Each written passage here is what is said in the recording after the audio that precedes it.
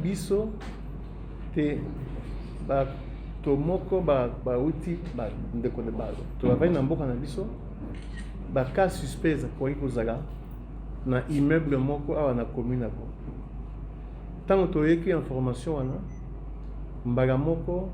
Institut National Biomédical INRB et dépêché ba personnel ba quelque ça ba investigation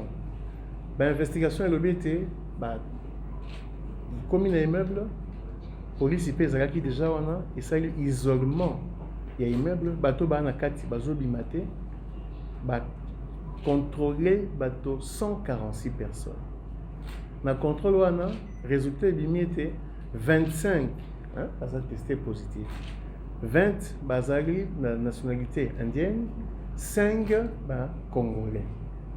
Ba mesure pour te malade koka ko bimate na zone wana incriminé to isolé na bato avandi wana na ba personnel na bango.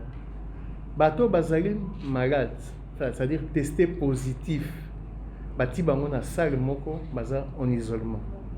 Bato bazali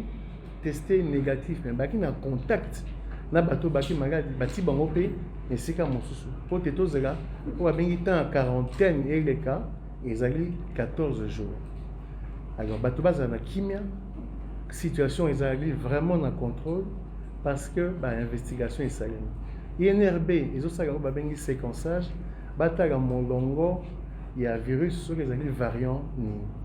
jusqu'à présent aucune personne a une difficulté makasi ya santé TP mais ici pour d'accord à l'hôpital toi quoi cause oxygène c'est-à-dire qu'il y a un contrôle la prise en charge au il y a molongo c'est-à-dire que protocole national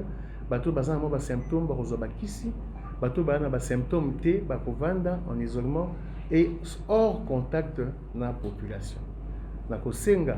na komba gouvernement population tous à calme ezali makambo yaka bato détecter baka mais surveillance eza makasi prise en charge pe ezali ya molongo.